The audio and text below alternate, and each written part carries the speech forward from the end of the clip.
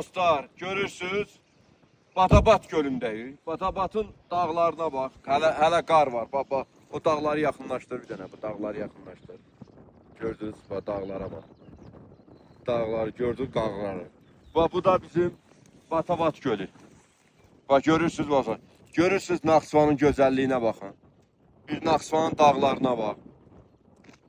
Bu gözəlliyi gördünüzmü?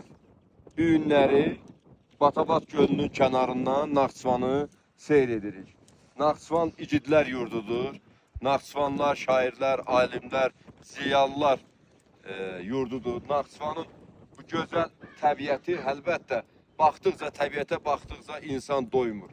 Və təbiətdə bir gözəllik var. Hər baxdıqca bax, qartallar, göydə qartallar uçur. Bilirsən ki, Türkün yurdundasan. Bax, dağların yüksəkliyi, yaşıllığı, gözəlliyi çox maraqlı bir, burada necə deyərlər, bir təbiət yaranıb. Bu təbiəti də Allah yaradıb, Cənab Allahımız, ulu danımız yaradıb. Bax, gör gözəlliyə bax. Bax, Batabatın düz ortasında bir adası da var. Burada deyərdim ki, marozdur. Əvvəl başda qış var.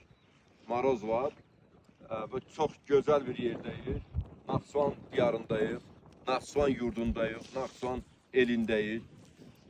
Bura hər kəsi məsləhət görürük, Naxçıvana gəlsin, öz torpaqlarımızı bir daha da gəzək, ziyarət edək və Naxçıvanı dərindən tanıyaq. Çünki Naxçıvan bizim qədim yurdumuzdur, qədim böyük tarixə malik olan bir elimizdir. Türk yurdudur Naxçıvan və Naxçıvan, necə deyərlər, Naxçıvan diyarı ilə biz hər zaman fəxr etmişik, qürurlanmışıq. Ona görə də gəldi ki, Naxçıvanı, necə deyərlər, addım-addım gəzək. Neçə gündə artıq Naxçıvanda gəzirik, bir neçə yerlərdə olduq. Bəlkə burada doğulub başa çatmayan adamlar həmin yerə gəzməyiblər, ancaq biz masaldan gəldik Naxçıvanı gəzməyə.